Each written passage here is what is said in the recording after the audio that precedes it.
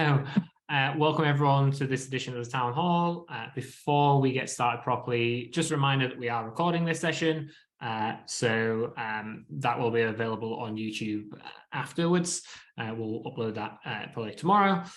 We'll also be live streaming this to Facebook. So if you have any connection issues, go and check out our Facebook page. You'll be able to check out the live stream there. We will start off with some company and product updates from our team here. Then we'll have the opportunity for a Q&A session. When the time comes for the Q&A, please use the raise hand button if you wish to ask your question on stage. We'll get to you when we get a chance.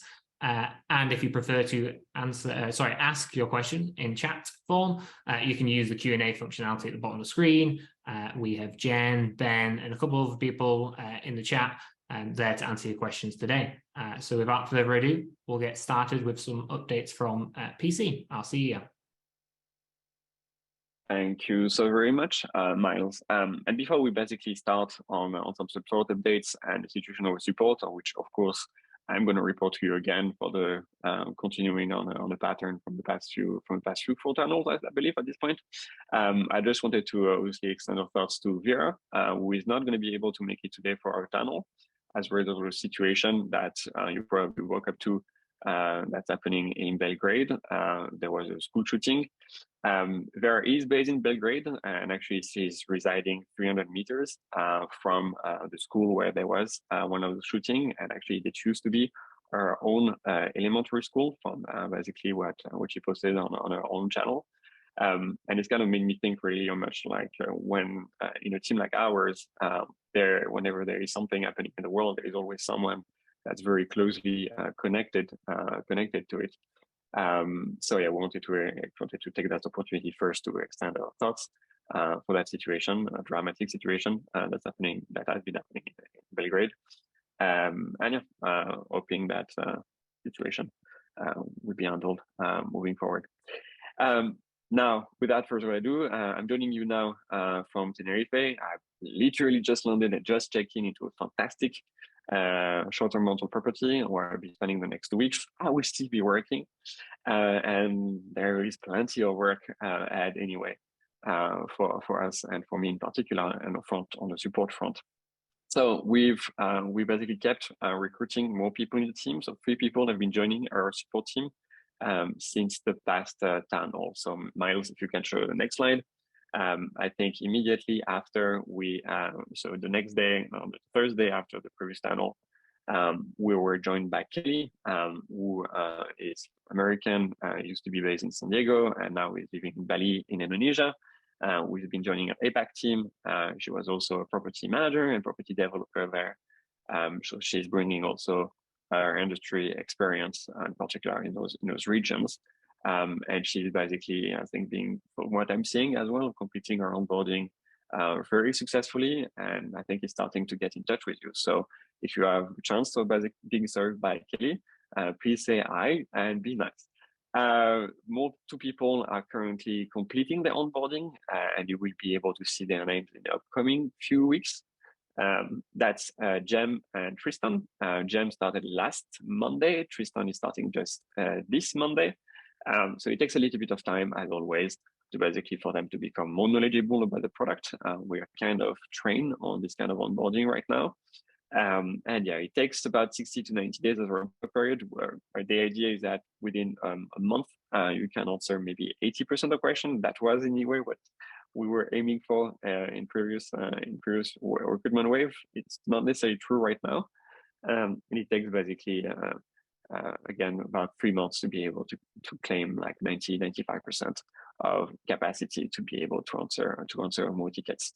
Progressively, you will be able to see the progress happening on the support response time and volume capacity. We are still obviously hiring. There is one offer call that's currently standing and another candidate that's in final stage. Sorry for that. Yeah, we're still planning to increase a US team to a team of 5.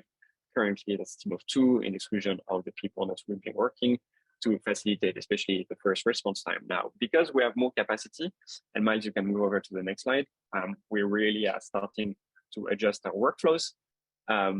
that means having two different software teams, one working on reducing the response times. And that's basically what Jem, Tristan, Jake, Burns, and others are going to be working on at this point in time. While our senior experts are going to be working on deeper investigation, not necessarily investigation, but issues that probably required a further look. With this time, another strategy that's going to be more focused toward response time and resolution time.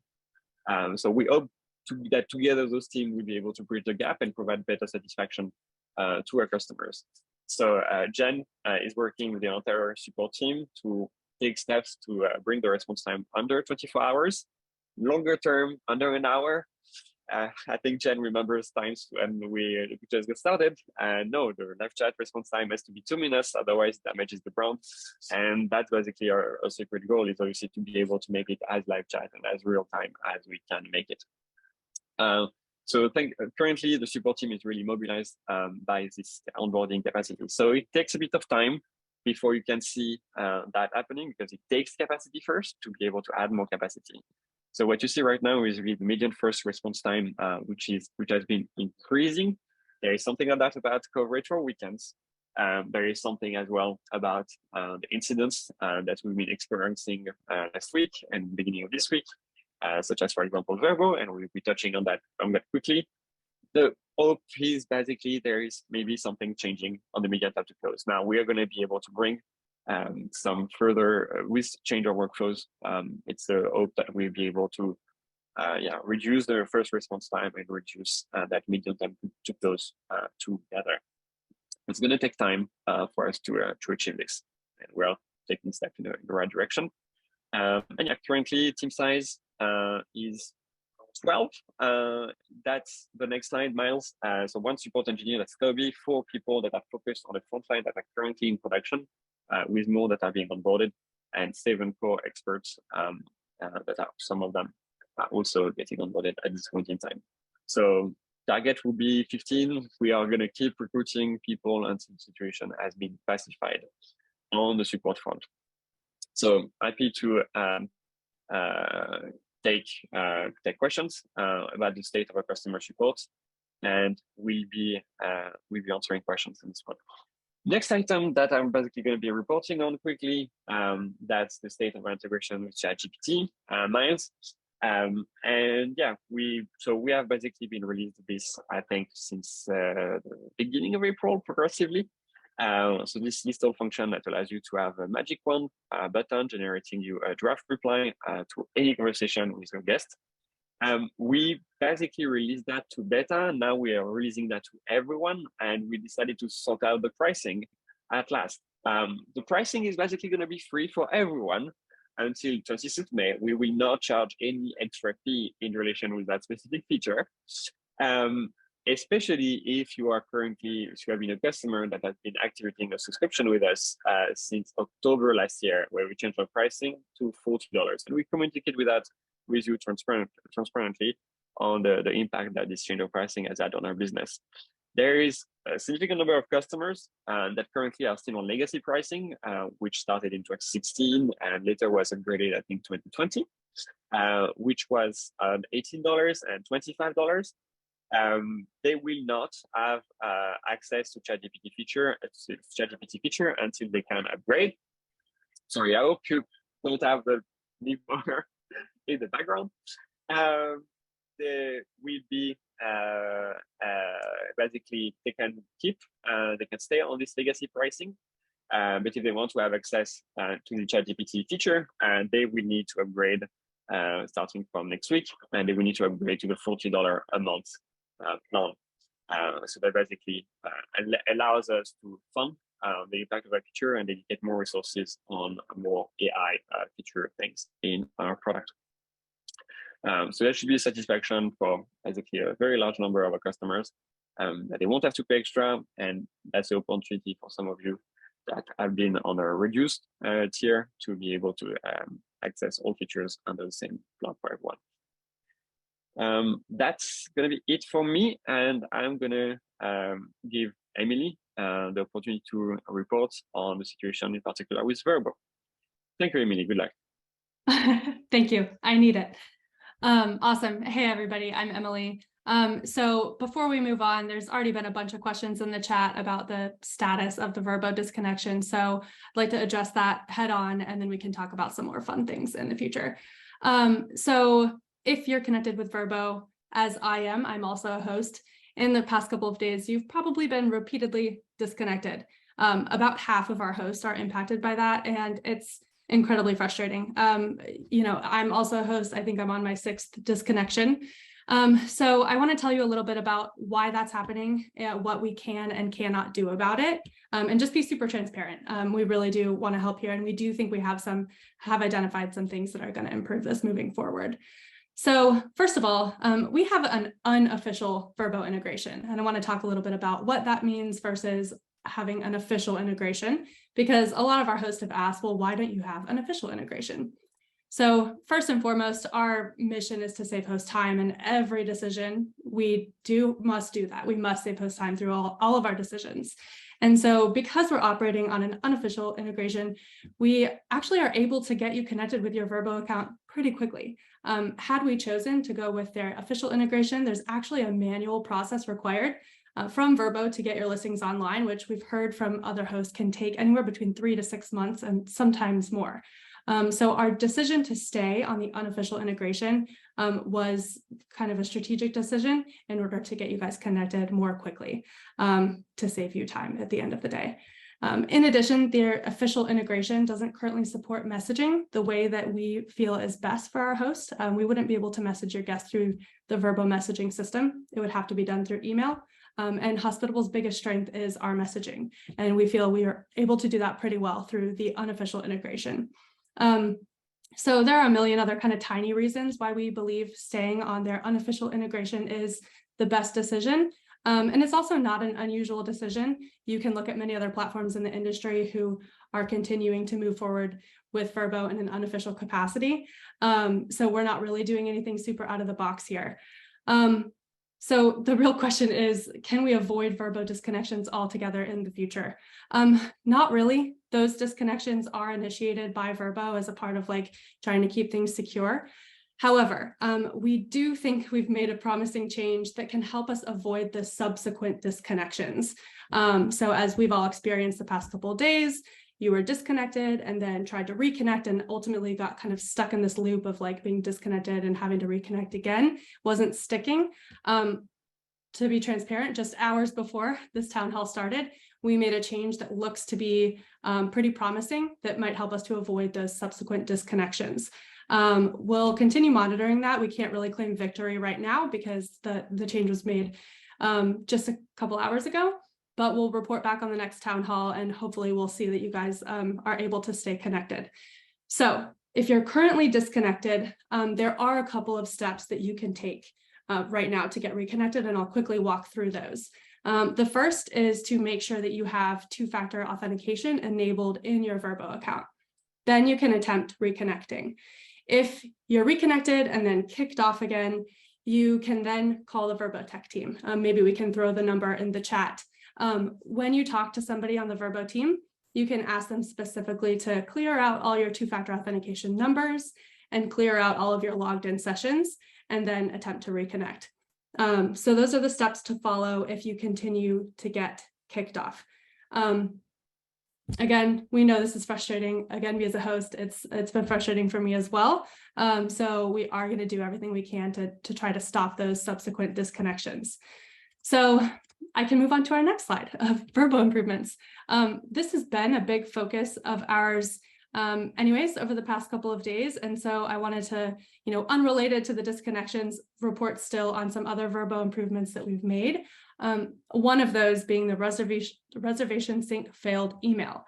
So we talked about this a lot in our last town hall. Whenever we attempt to sync a reservation to your Vrbo calendar, sometimes we're successfully making that reservation block on Vrbo, but we're still sending you an email that it's failed.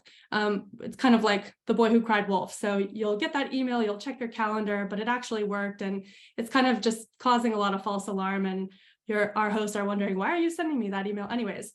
So we're monitoring a change that we made a couple of days ago, where we're basically validating a couple of times, like, did this actually fail? Did this actually fail? And if after the 4th time we see that it did actually fail, we will then send you that email. Before, we were only checking twice.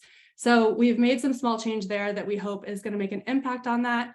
So if you do receive this email, please do still check, just to make sure, to avoid a double booking. But we're hoping that in the coming days, we'll see the send volume of that email decreasing over time.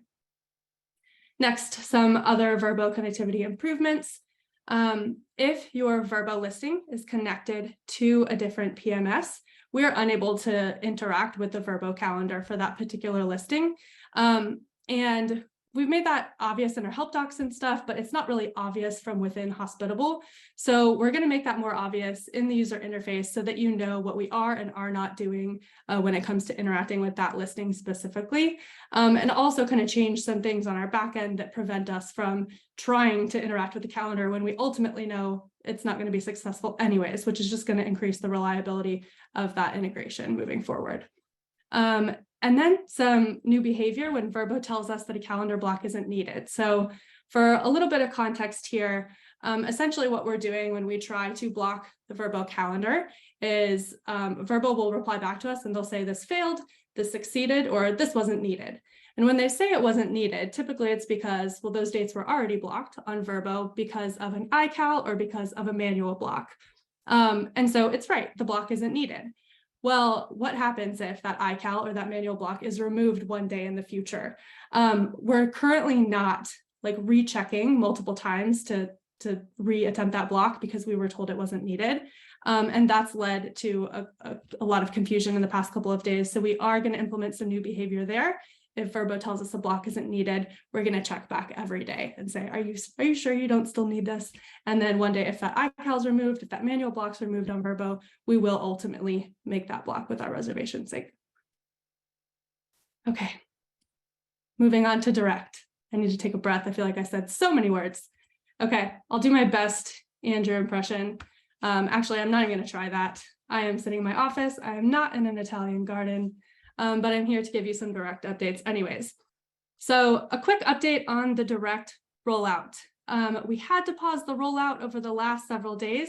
Our payment platform provider for premium had changed some of our settings, so our payment methods weren't getting verified. That was fixed this morning, so the rollout continues. We are currently at 25%, and we hope that in the next 2 weeks, 100% of you will have access to add direct onto your Hospitable plans. Next, Direct Premium Australia is live in beta. So this is really exciting. You can get set up, you can test, and soon we'll be transferring to our new legal entity in Australia so that we have less issues with foreign exchange. And next up, Direct Premium for the UK and Canada. So as you can see in that little screenshot right there, when your account is given access to Direct, you'll see this little pink thing that says new, along with information on how to add direct to your plan, what all that includes, etc. So moving on to some more updates. Our integration with Google Vacation Rentals is nearly done. Right now, we're in the process of submitting test properties to Google so that their internal review process can start. So pretty soon in Direct, you'll see the option to opt in to list your properties in Google Vacation Rentals as soon as it goes live. We'll be submitting these test properties to Google, and then it'll take about 4 to 6 weeks for them to review and approve the integration, and then we'll make it available to all of you. So that's pretty exciting. In progress now is our cancellation policy manager. I'll show some screenshots of that in a second. After that's done, our next focus is going to be on instant book and split pay. So right now with direct bookings, everything comes in as a request to book that the host then has to approve. We're soon going to give hosts the ability to enable instant book and also the ability to split the payments so they could add multiple bank accounts and determine the percentage that's paid out to each bank account. This will be really awesome for property managers. You can, like, the owner can get their percentage and you can get your percentage in a single payout without you fiddling around with the numbers. So that's split pay is going to be really exciting. All right, so onto some screenshots of our cancellation policy manager. I can share a little bit more about how that's going to work. So we're basically going to provide you with a default set of policies. This is going to look a lot like what you're familiar to working with on the OTAs. And you can add and edit these policies and then scope them to properties. There's really a lot of flexibility with what you can do here. So play around with it and create some policies that work well for you. One cool thing to note, we are going to be able to allow you to offer a 100% refund. That means that the guest gets back the exact amount that they paid when they cancel the policy, if that's what you choose. So for those using direct premium, that means that Hospitable has chosen to eat some of the costs for some of the services like guest screening and payment processing. But we know it's important to maintain good relationships with your prospective guests and future guests that if you choose to offer this 100% refund, that they get every penny that they paid. So when you go to manage each cancellation policy, you're going to be able to apply a certain mix of conditions immediately following the booking event, and then additional conditions based on the check-in. So you can really, again, be really flexible with how this cancellation policy works, as you can see from the screenshot here. So our ETA on this is the end of next week. So keep an eye out for the cancellation policy manager showing up in direct. And now on to smart locks. All right, so smart locks have been a huge topic of our last couple of town halls, and for good reason. We know it's a super mission critical part of your business. Many of our hosts are using Schlage locks, and historically and recently that's been kind of a unreliable integration on our side. And so we've made the decision, as we shared with you last town hall, to switch integrating partners.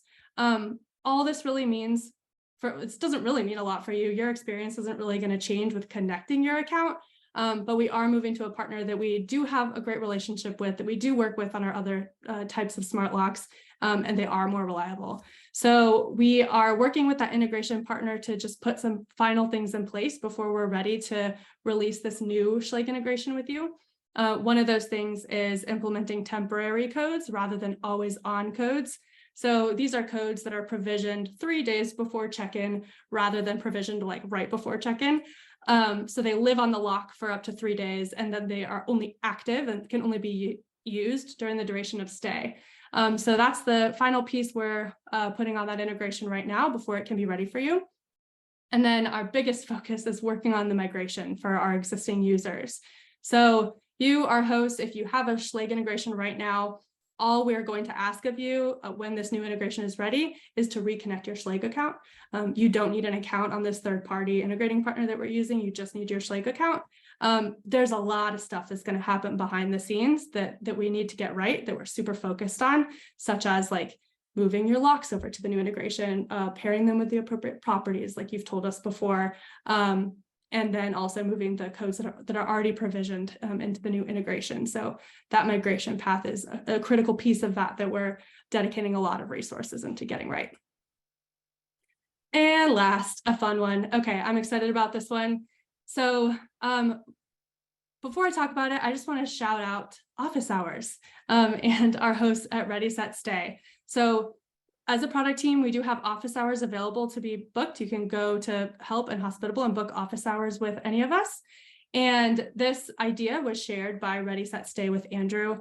It's a really great idea. So thank you, Ready, Set, Stay, for helping us push this idea out the door. And just like anybody, please book office hours, share your feedback, share your ideas. Like we really do like take all of that feedback to heart. And many times your ideas will show up in Hospitable just a couple weeks after you share them. Not always that fast. But anyways, so this awesome improvement is the ability to bulk edit the calendar by the day of week. So this is going to be really great for those of you who are managing multiple properties, maybe who don't have a dynamic pricing integration, and you want to change the pricing like for all Thursdays in October or something like that. You can basically select a really wide date range, select the days of the week that you want your change to apply to, and then play with the pricing, the availability, and the minimum stay, and that change would then only be applied to those days of the week. So right now, this is going to be ready for our beta users by the end of the week. So if you want access to this, you're going to need to enable beta features. We can drop a link about how to do that in the chat, and then you'll have access to this by the end of the week, and we'll roll it out to all the rest of our users after a couple of weeks of monitoring. I think I'm done talking. Miles. Fantastic, Emily. Take a breath for a minute or two. Thank you so much, Emily, for signing up for everyone in the company and reporting on updates for projects that you've been leading, and Andrew has been leading as well. Miles, for the next Great, stage. thank you. So yeah, we're going to move on to the Q&A section now. As always, you can use the chat Q&A function at the bottom of your screen if there's anything that you prefer to answer over text. And you can also obviously raise your hand if you prefer to come onto stage to speak. We do have a couple of people in the queue. So first up, looks like Emily. Sorry, not Emily. Getting mixed up there. Amy, would you like to come on stage to ask us your question?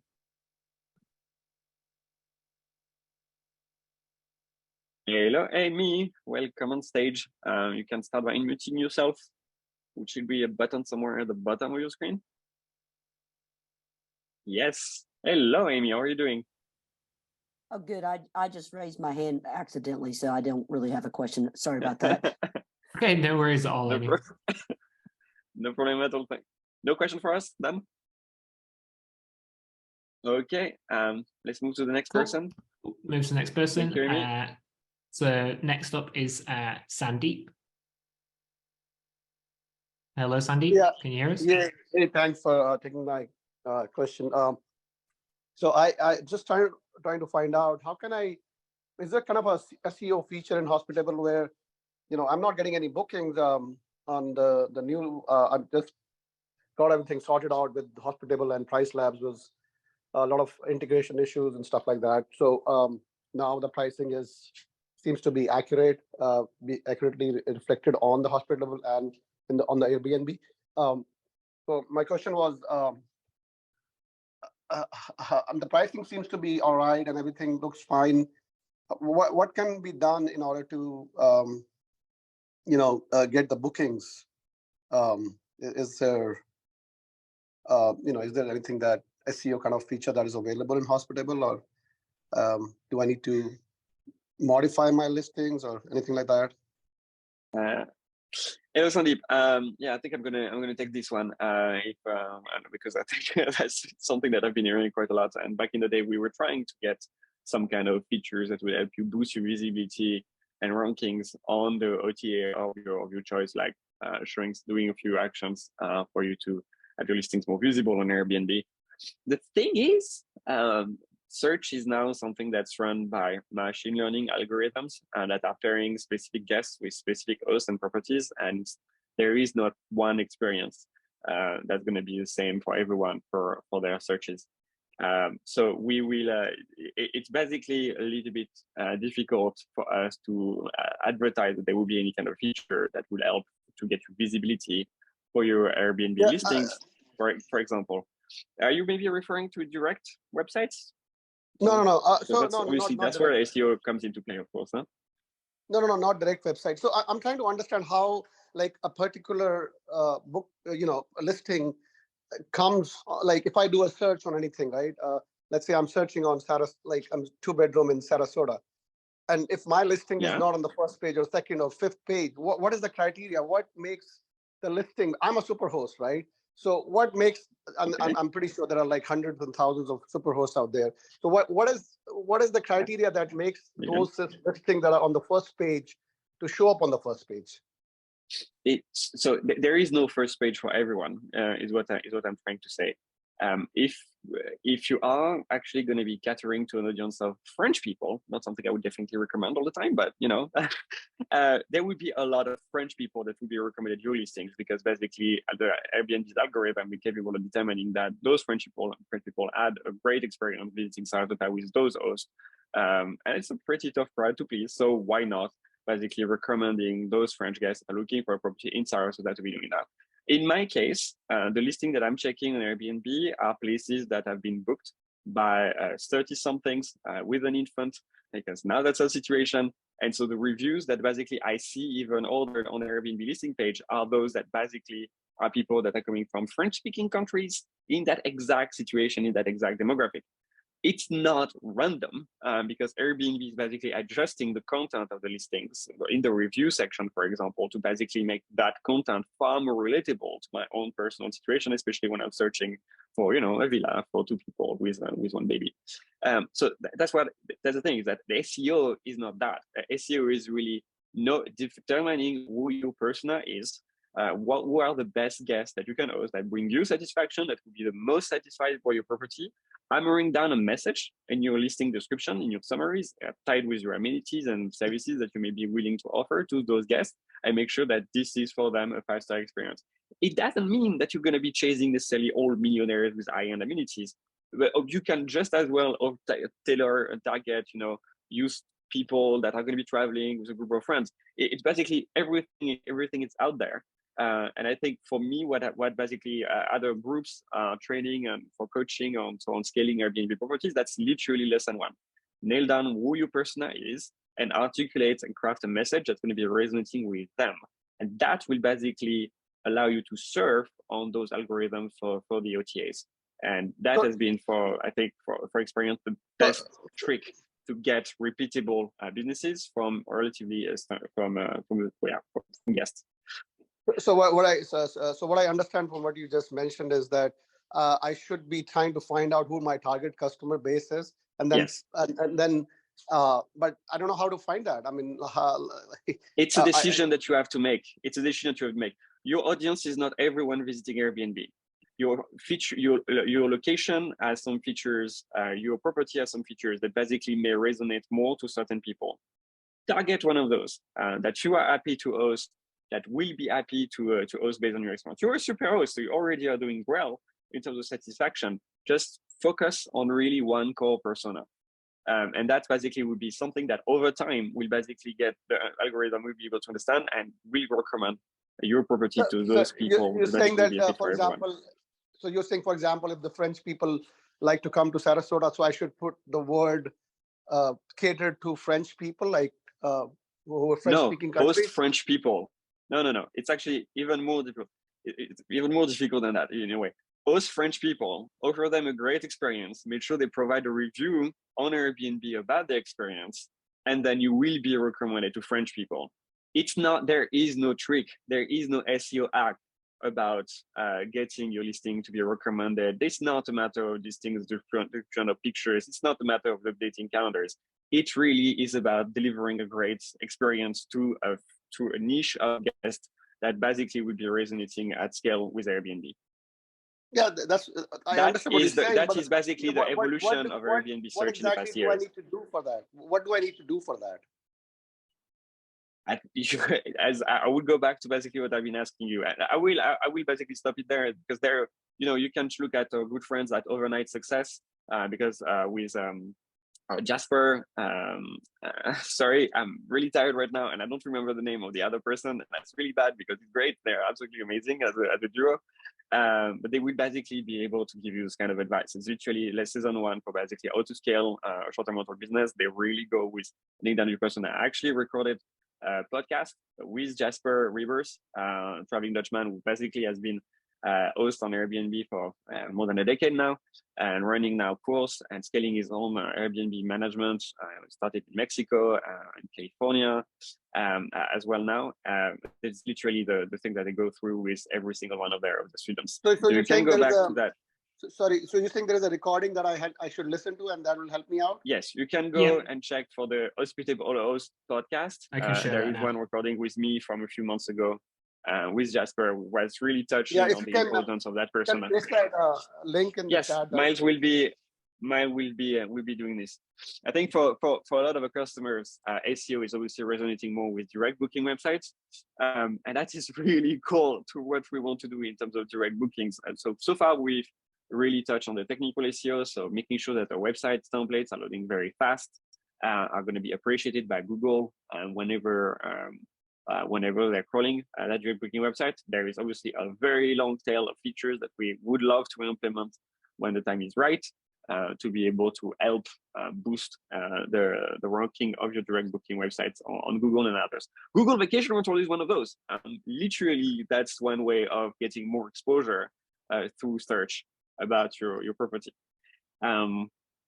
there are plenty of things that we're working on about this. Yeah. Great. Thank you very much for the overview there, Pierre. I've linked the podcast episode in the chat. Thank you, Sandeep, for the question. So moving on now, we have Lauren, inviting you on stage, Lauren, to ask your question. Hello, can you hear me? Hey, we can indeed. Hi, thank you for bringing me on to ask a couple questions. How is everybody doing? How are you doing? Great. How are you? Thank you. I'm doing really good. It's good to talk to you guys. I haven't talked to you guys in a long time now, a little while. I had a couple questions. One, I just want to say that all the changes sound really good with like the customer support changes and just all of the different updates you guys gave. So appreciate all those. I had one question, and well, there are two questions, but I'm pretty sure I know the answer to one of them. And so it might be a request for a new feature. But as you guys know, Airbnb no longer lets you take security or damage deposits through their platform. And for hosts that meet a certain criteria, you can do it offline. And then booking.com, if you want to take a damage deposit, you definitely have to do that offline.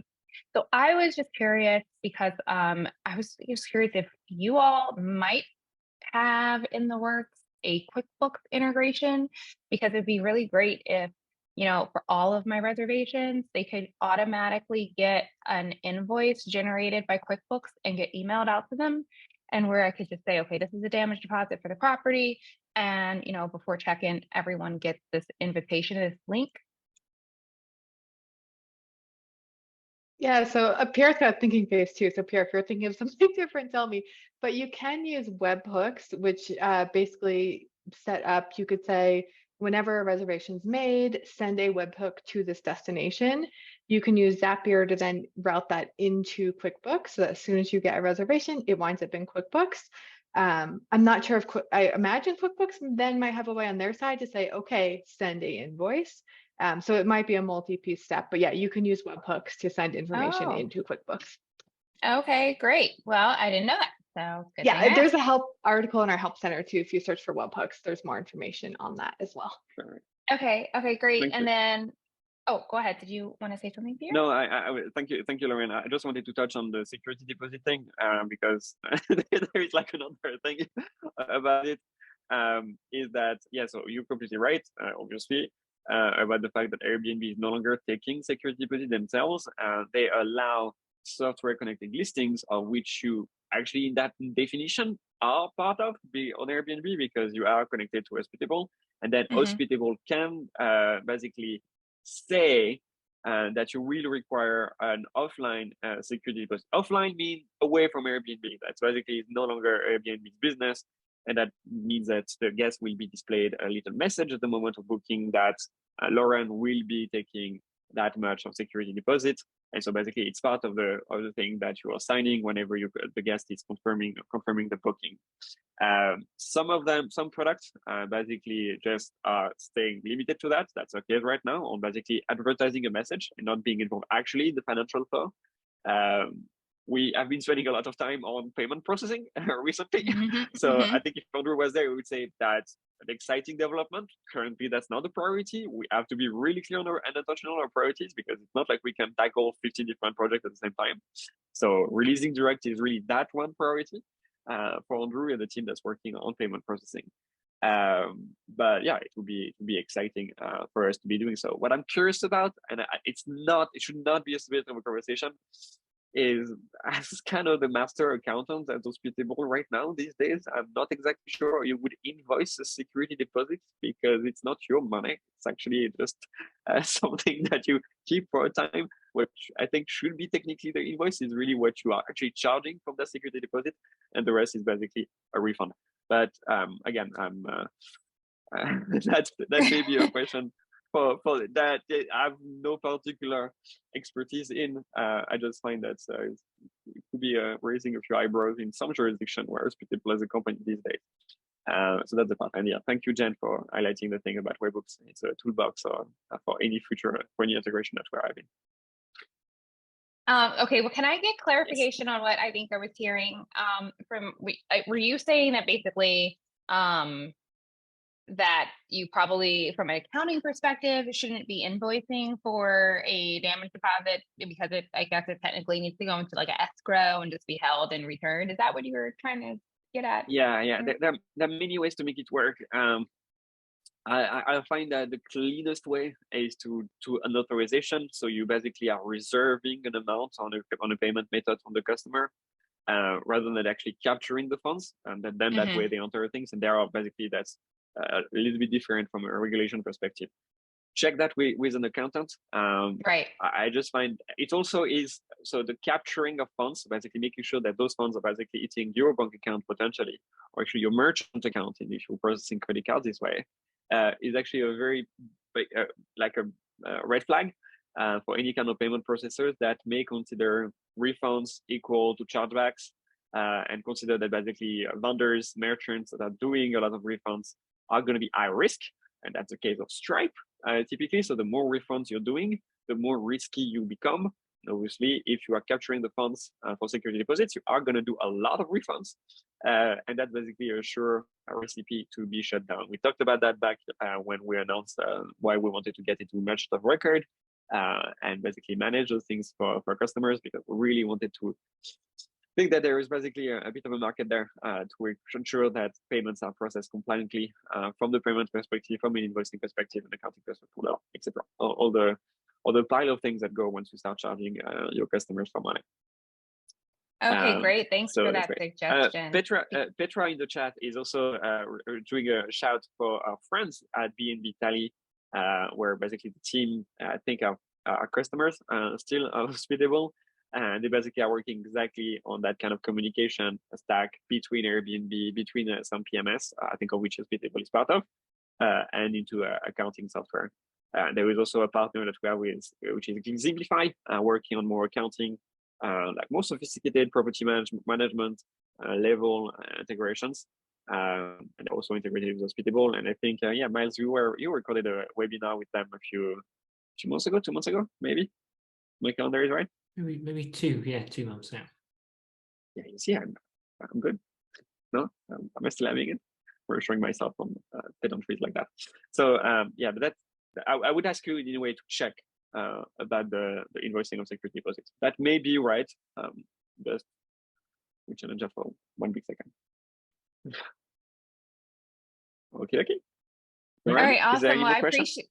Well, yeah, I did actually, but it might have escaped me now. But thank you so much for mentioning that, and I will definitely talk to my bookkeeper about that and just look into that more. So thanks for the tip. Sure.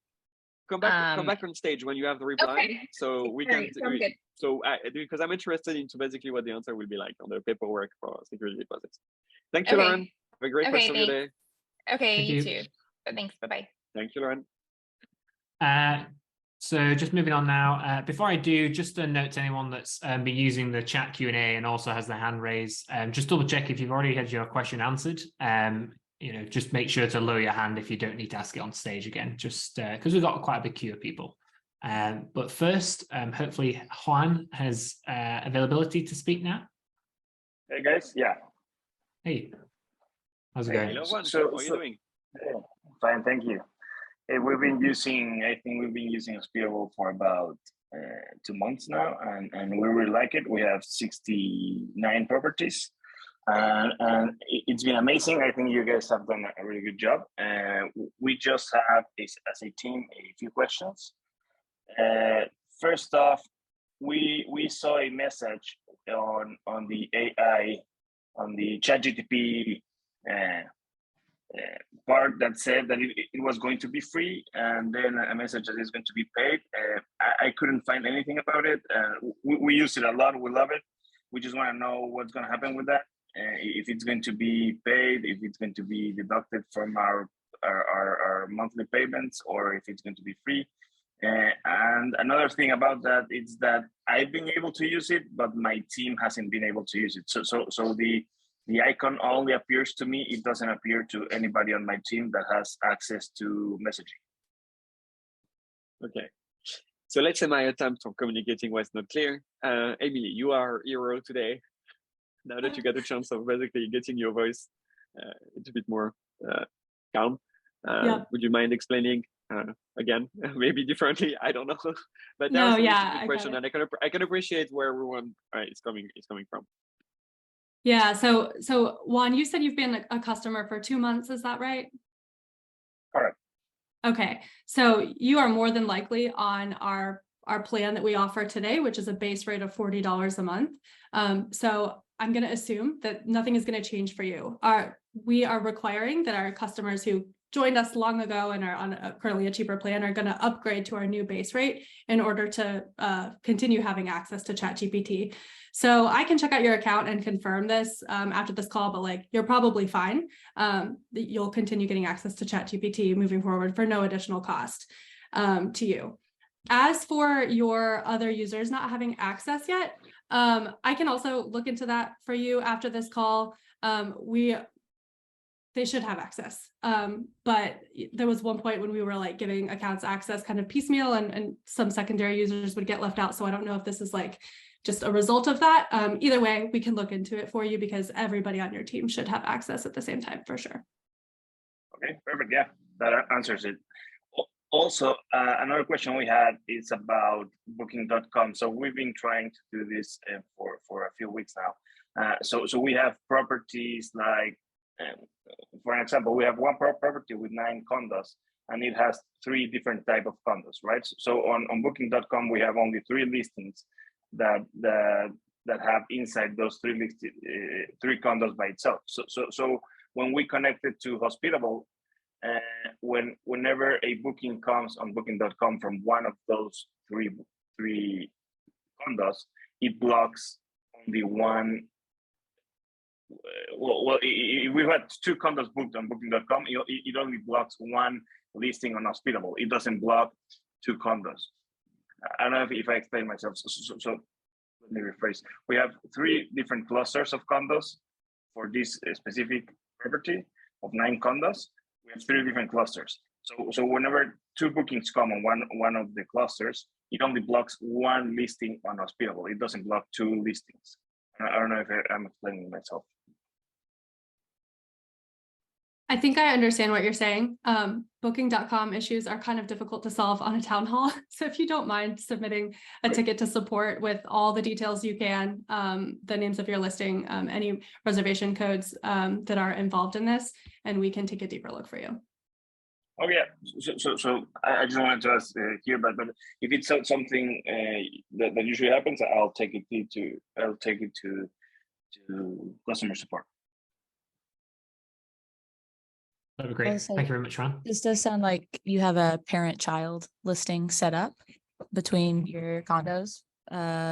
Is that maybe what you're getting at? Like if condo A and B, or if condo A is booked, then condo B and C should be booked because it's part of the same group. No, it's not that. I have that on other listings, but I have that covered on Hospitable. It's not that. Okay, just want to check.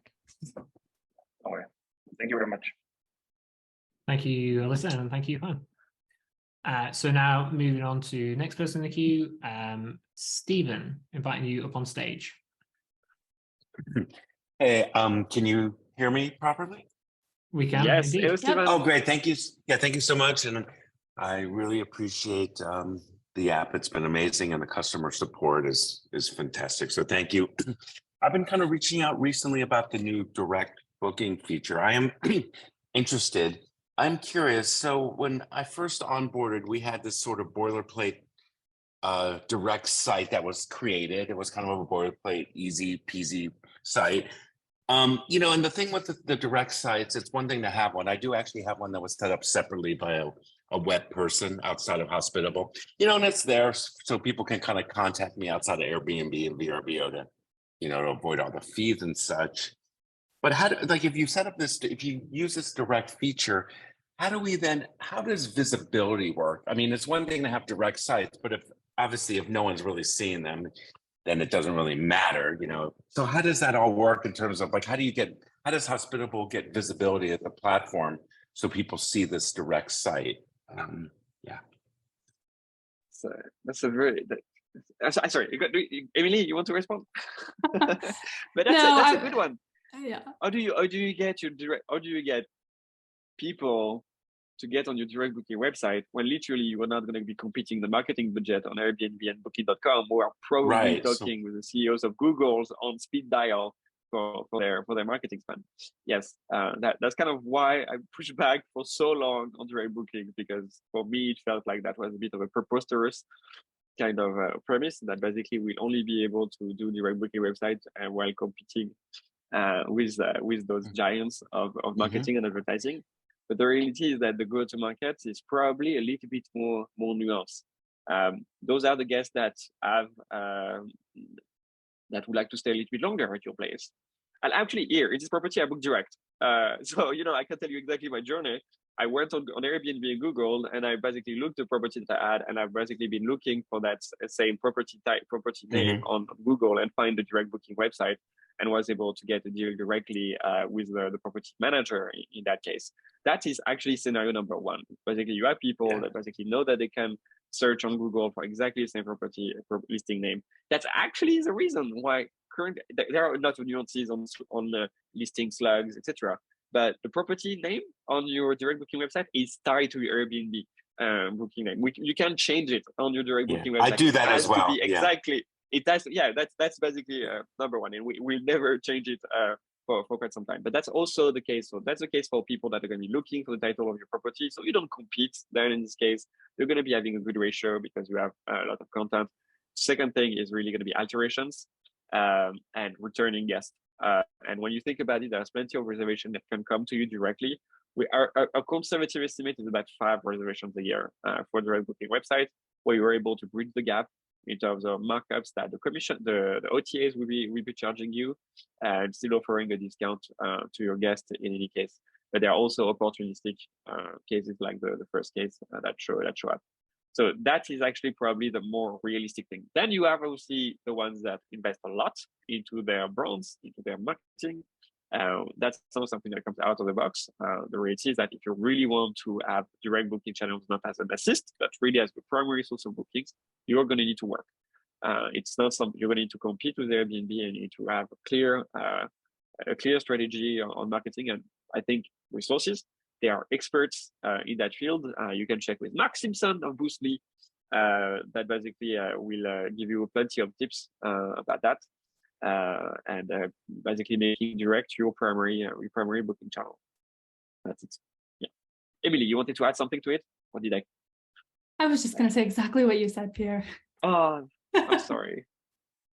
I'm sorry. I shouldn't. So basically the direct, so that's always been the challenge with direct. I mean, right, you really have to work on, the SEO and getting that visibility on Google and such. So like even joining direct premium is not necessarily going to enhance people finding you. Yeah, that's going to make them easier to book directly, but as long as they have your name and email and you have a Stripe account, you can accomplish the same thing, I guess. Right? I mean, yeah. I guess this Google. You will never know. You will never know. Yeah, you'll never know. Yeah. I'm curious. I mean, it's a great thing. I mean, so being tied to Airbnb is really risky at times. So. Yeah. The case of a first direct booking on premium is basically completely revealing. It's a person named Hope. So I love that kind of first name. She has no experience, I think, as far as I'm aware, no marketing experience, no part of the operation. Went with one of the templates that we offer on direct, set it live, and within 24 hours, she actually secured a direct booking coming from absolute nobody. And just there, and they basically were able to engage with the website, selecting the day, checking the price, entering the payment method, verifying the guest details, and that's it. And then you have on the receiving end, the Hope, we just have all the information about the guest. She can actually decide to cancel, decide to extend, but all the things that basically a proper business owner should do with their and users and customers and guests.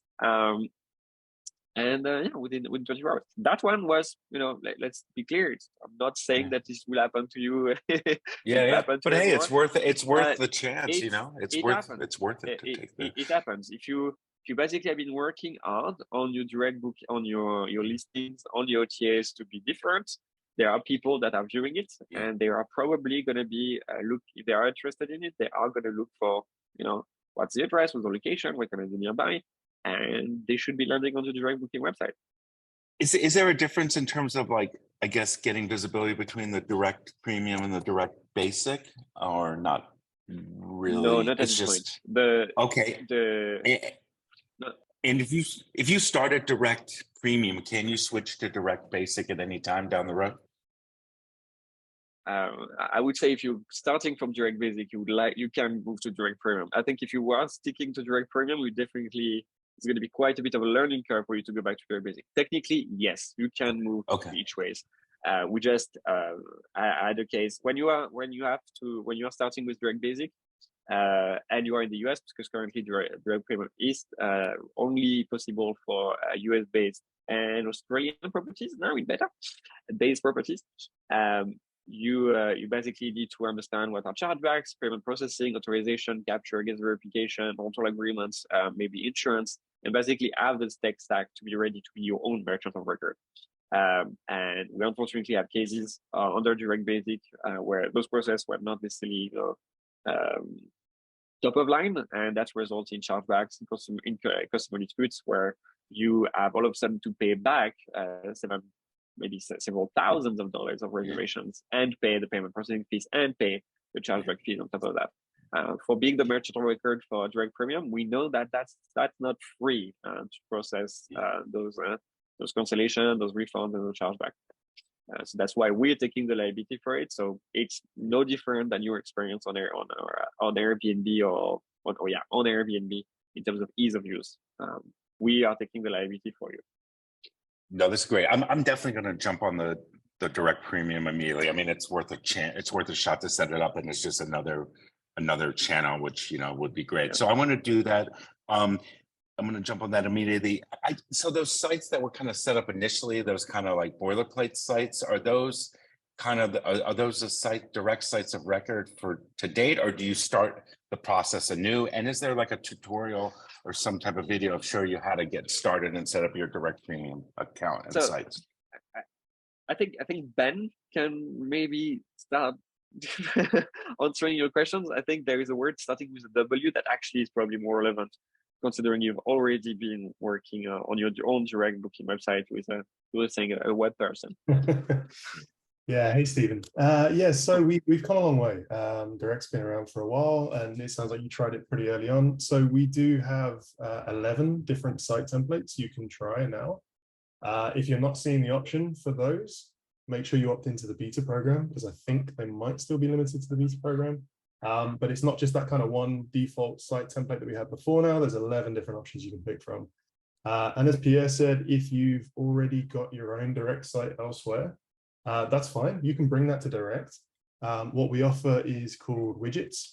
So you basically pick up a bit of code from Hospitable's direct widget, paste it into your site. You control the content, you control that external site, and all your bookings will still come through Hospitable with all your messaging, with all your kind of calendar blocks and things like that. So yeah, if you want to try out creating another site, there's many more templates available to you now. If you've already got your own, give widgets a shot. Great. Yeah, thank you so much. I appreciate it. No worries. Thank you very much, Stephen. Thank you so very much, Stephen. I hope that was also helpful to other people who were listening in and had questions about direct. I think we covered quite a bit of ground there. Miles, how are we doing on time? I think we're at time. Unfortunately, anyone that's very challenging, because I see that literally there are quite a lot of people who definitely have been raising their hands, and plenty as well questions in chat that we're receiving when you're sending that to us and panelists. That's a lot of volume, different questions. But I want to thank everyone thank everyone everyone our customers who are attending, because that's mostly great to stay in touch with the product that you're using every day, and understand our plan and position on the challenge that you will be facing today.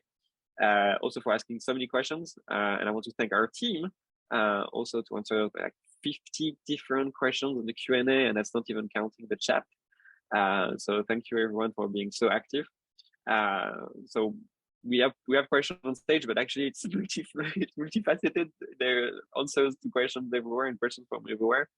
And yeah, it seems like we need to get Andrew to have a specific town hall specifically for direct questions, so we can provide updates, because direct is its own product. It has its own life. Thank you, everyone. I think we're gonna end it here. I have to. I'm summoned to be going into the pool right now. Sorry to say that. And yeah, my baby daughter is really dying for some daddy time now. Thank you so very much. And we'll be looking forward in 2 weeks for further updates about company and product. Thank you. Thank you so very much. Bye-bye.